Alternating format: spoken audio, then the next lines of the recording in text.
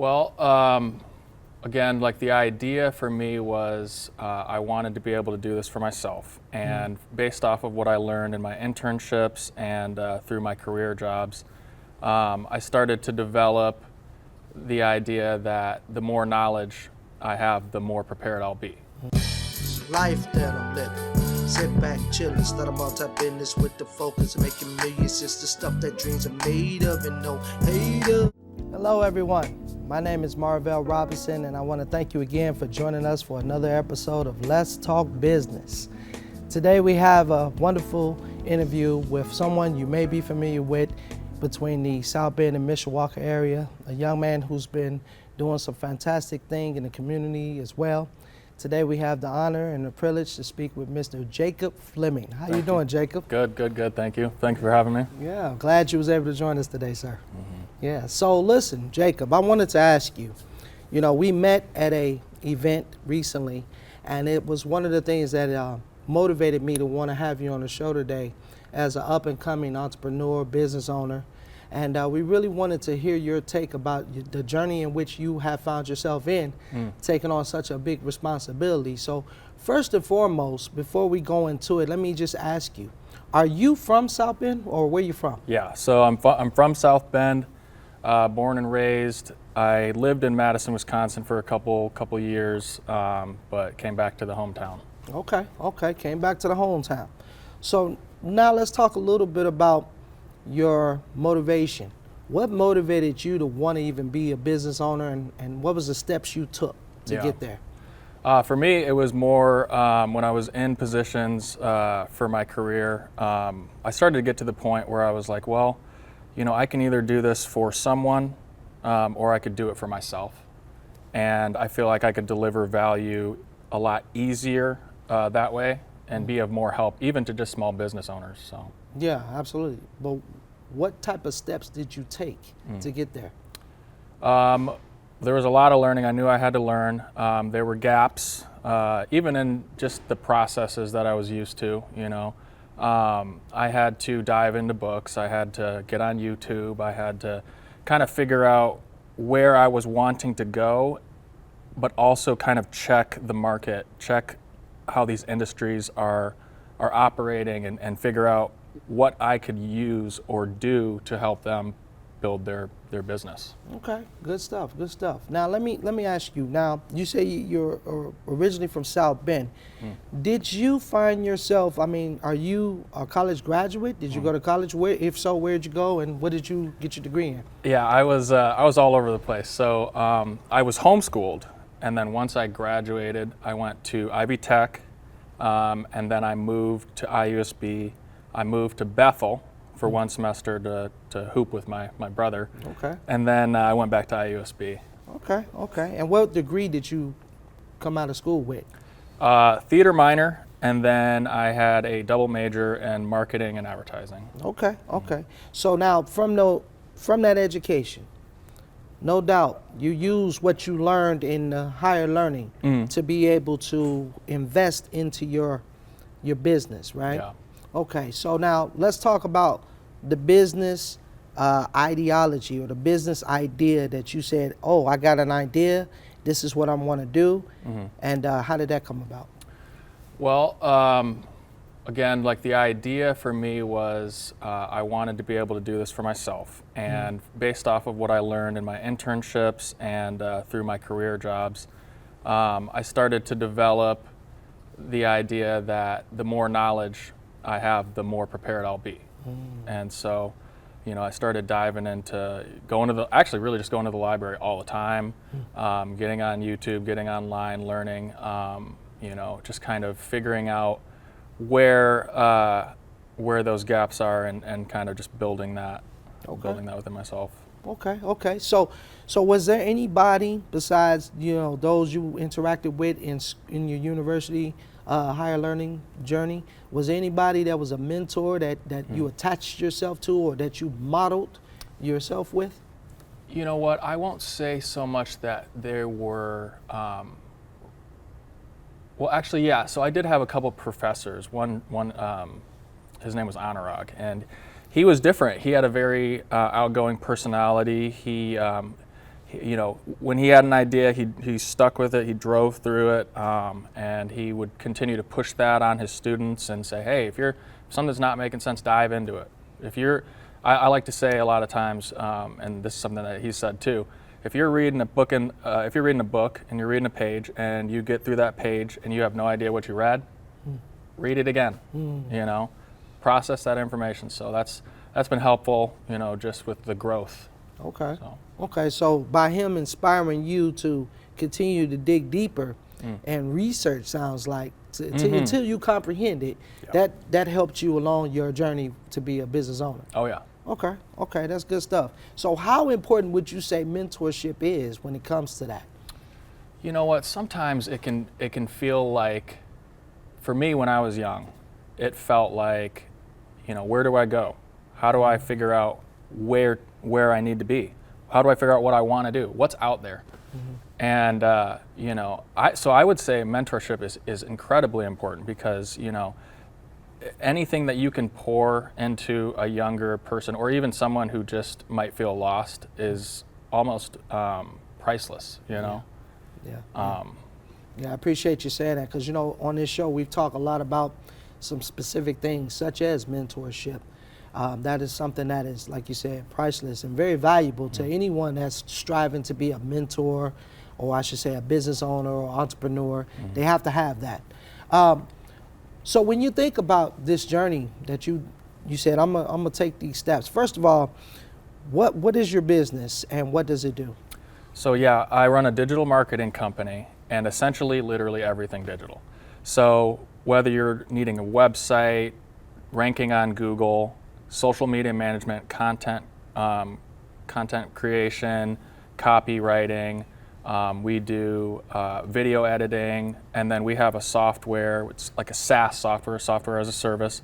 Essentially, it just houses your customers, your clients, your patients, and it can do multiple different things, whether you're marketing for emails, if you need something to just house like as a central hub of that customer information, you can do that. And then essentially it just streamlines the business processes. So instead of you having to you know, send reminder emails out or messages, you know, this will do that for you. And it just has a bunch of different features that will essentially streamline really everything. So, I mean, we use all that stuff every day. So just being able to transfer that to another business and see the magic happen that's what we do. All right, nice. See, now that's that technology, right? What are you guys gonna do when AI takes off, right? What's the plan for that? If AI takes off, then, well, I mean, we use AI all the time. So, you know, it does help things. It is interesting to see and test, like, you know, how far it can process things conceptually, if it even can. But, you know, it's very interesting to see where it's going to go.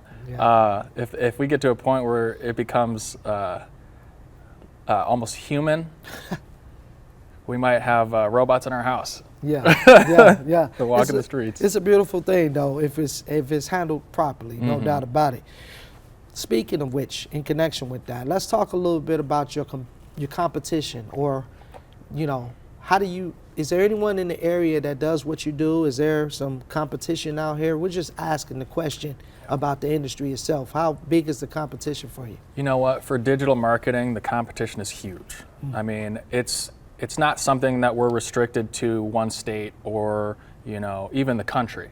If you find clients that need a website or really need any kind of advertising, you can essentially do that anywhere.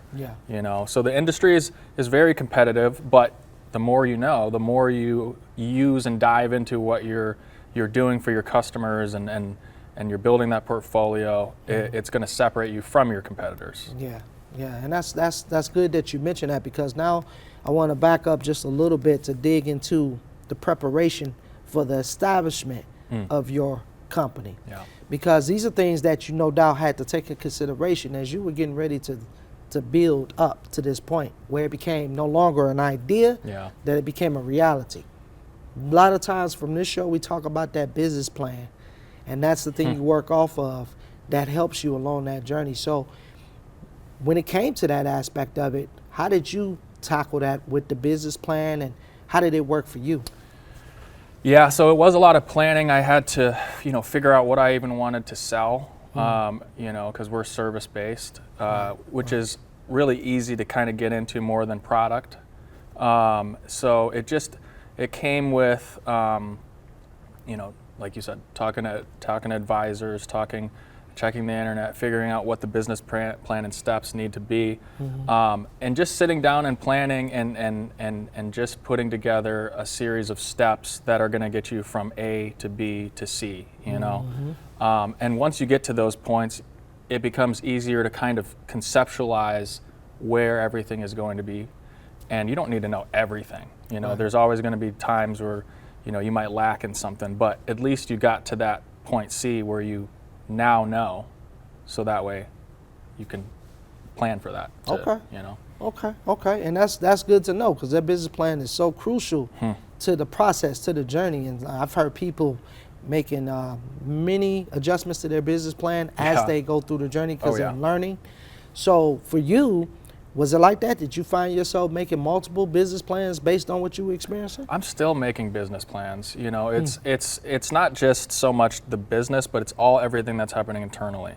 It's the packages that we're selling. It's the trainings. It's the onboarding. It's financials. It's 5 to 10 years. It's so much, and so you're always tweaking it. You never know when. Like, you could look at it 1 year, and then 5 years down the road, you're like, wow. Drastic change. But it is very crucial, and it's very important to make sure that you understand that process and that you know the steps that you're going to take. Don't just write it down and just say, hey, it's there. Know that process. Okay. I'm glad you said that, because from what I've gained as far as understanding about this business plan, it's the blueprint. But that blueprint, depending on your industry, depending on the market that you're targeting, it's growing as well. It's requiring some adjustment, because things are changing all the time in industries, right? Especially in ours. Exactly. So when I think about that, let me ask you this. And I always ask this question: are you a self-funding or organization, or? Yep. Everything that I do is self-funded. Okay. Now, the business plan, was it based off of just operational, or was it with the intentions to gain investors? It would be cool to gain investors. It would be super beneficial. I've got a couple friends that could support me in that from 1 Million Cups, actually. Right. I haven't dabbled in it just because I'm so busy, but it would definitely help. But it's definitely been self-funding. Yeah. So, like you mentioned earlier, you said that your company is based off of service-based versus product-based. You mentioned. Well, let me ask you this: when you compare the two, because I'm only asking this because everyone who's heard Master P, he says that product outweighs talent, and we appreciate him saying that, because he's talking about longevity, right? Yeah. So when you think about the service-based industry compared to product, they both have their place, right? But why did you choose service-based and not trying to establish some products? Quite a few reasons. For one, the freedom. So the freedom was big for me. I wanted to be able to go out, travel, network, just enjoy what it means to really be an entrepreneur.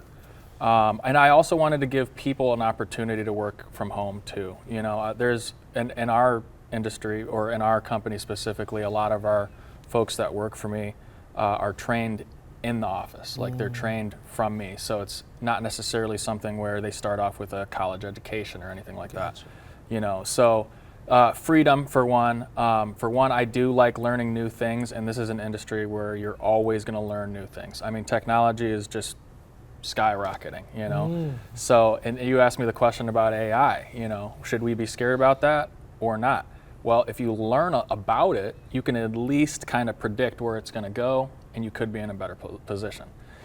Another topic, but yeah, absolutely. But those are a few reasons, Yeah, I appreciate that. So now let's talk about struggles. During your journey, even presently, what are some of the challenges that you have found yourself facing as you're continuously striving to provide this service and building your company? Yeah. Pretty much everything that I don't know, right? So the onboarding process for clients, how does that process look and how can we make it clean? You know, I didn't know how to do that. How do I get people on my team and make that process streamlined and nice and, you know, efficient? You know, just things like that where it's like, you know that you need to do certain things.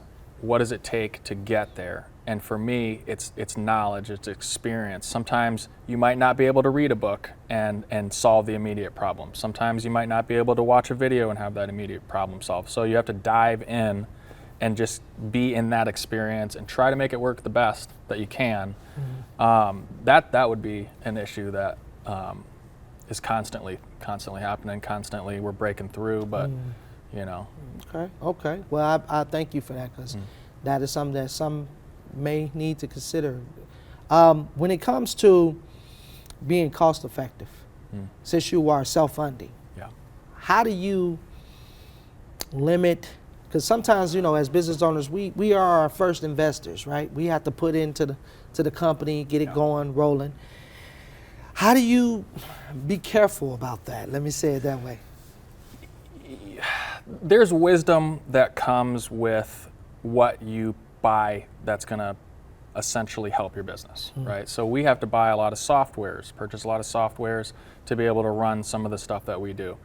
And really, for one, you got to track everything. You got to know where your money is going. You got to research the industries. You might find that one software is cheaper than the other. You might find that this software has more features, but it's way more expensive, you know, and you might not even need all that. So, you know, going in, you got to know where all your money's going. Is it the wisest place that it needs to be? You got to track everything.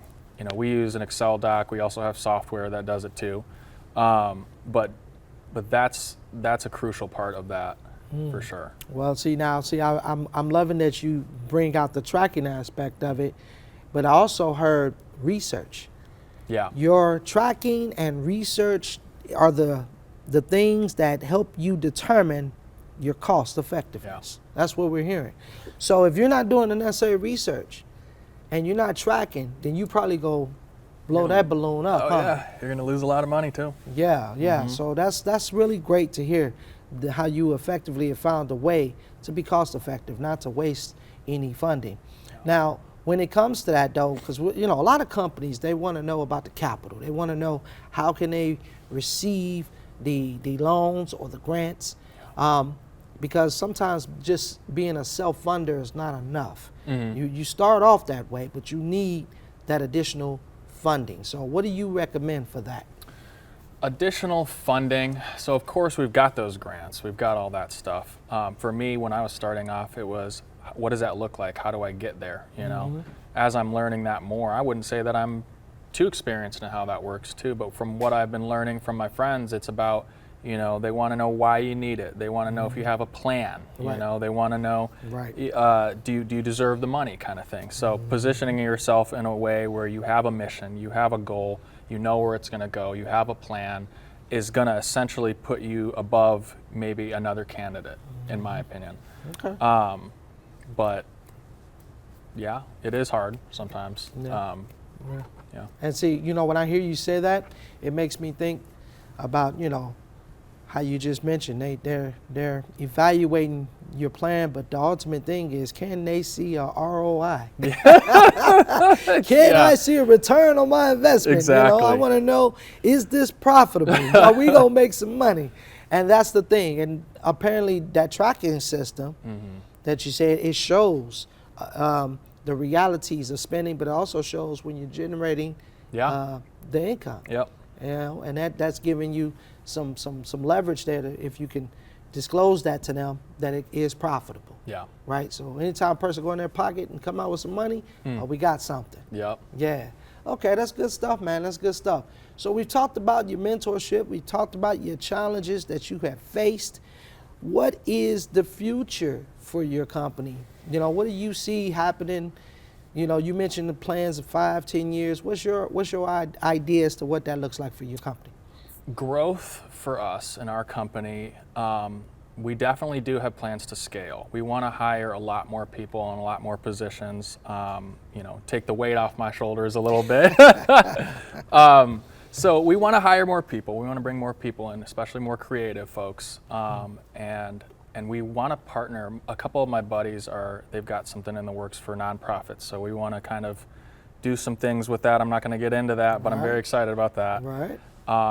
I'd like to eventually get a company building. I hear you. Lord willing, and that's really the keys right now. Okay. That's what we're trying to get to. Okay.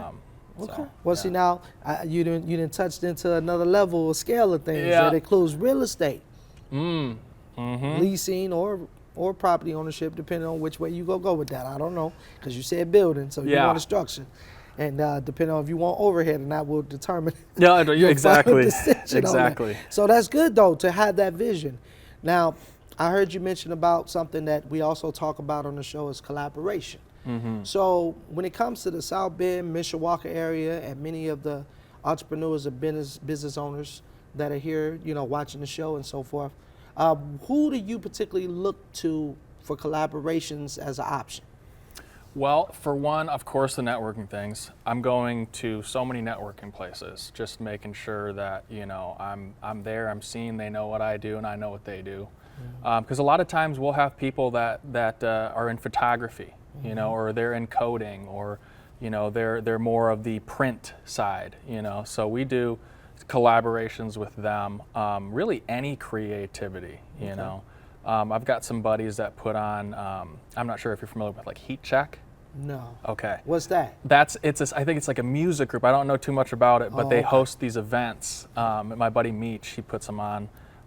Your buddy Meech? My buddy Meech, yeah. That's his name, Meech? Yeah, Meech, yeah. Meech, you got to come on the show. We Yeah, got to he get you on here, will. Yeah. He's doing some things. He's got it in the works. I'm hoping once I have more bandwidth that I can do more with the community and stuff. Yeah. You So how important would you say it is for the community involvement or engagement when it comes to your business? It's crucial, I would say. It really is. I mean, you can send cold emails and cold calls and stuff, but if you don't get to know who you're going to be working with, if they don't put a face to the name, if you're not personable, if they don't know you're a company with character, how are they going to even trust you? So Yeah, it's very important. That's good stuff, man. And that's what I appreciate about it, because not many people think about in this particular industry. How would you? Yeah, let me ask that question. How would you describe the industry that you're in? What industry are you in? If somebody asked you that. Yeah, so and that's something that I'm figuring out too. Is that solid elevator pitch that really everybody's gonna understand. Mm-hmm. So we start off with the boring, we're a digital marketing company, but we get down to the nitty and gritty depending on what we know about them. So if they're in a certain industry, we might say, well, we just help, your online presence on social media. We help get more traction to your website. We help you promote your business online, basically. Nice. Yeah. Yeah. So it sounds like it's an expanding industry. Oh yeah. You just can't classify it in one thing anymore. My brain hurts. I love it, man. I love it. So with that being said, let's take a few moments. Why don't you tell the people, how they can reach out to you and get in contact with you for your services? Yeah, I would say just go to our website, enlivencollectivemarketing.com, and we're all over social media as well. So. Yeah. Phone number? Do you have one to give them? I do. 574-302-5565. That's in transition though, because we do have a business number that I did not memorize. Okay. No problem. Didn't mean to put you on the spot. It's all good. But that's what we love about this journey, because now you got to get that out there. You know what I'm saying? I mean?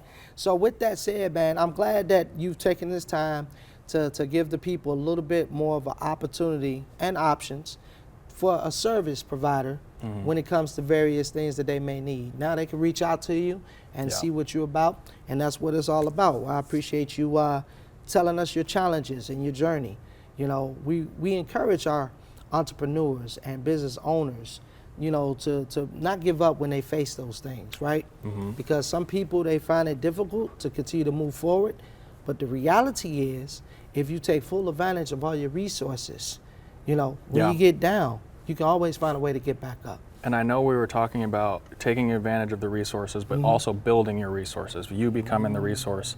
We were talking about what does it look like to start off with, you know, a service, you know? Do you work for free? That's right. What do you do?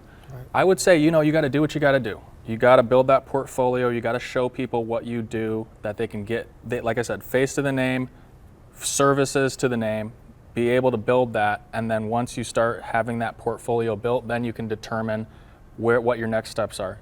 Do you take half off the price that you normally take, or do you do the full price? You know, you'll know when you get there, but there's nothing wrong with free work as long as you have the bandwidth to do it. Build enough of a portfolio, then you'll start scaling, I think. Man, love it. Thank you for dropping them gems, man. Of course. Yeah, appreciate it. So everybody, we want to thank you again for taking the time out to join us for Let's Talk Business. We encourage all entrepreneurs and business owners to come on the show. We'd love to have you, and also, like Jacob here, get the opportunity to speak with you about your company and your journey. Thank you again for joining us, and y'all have a wonderful day.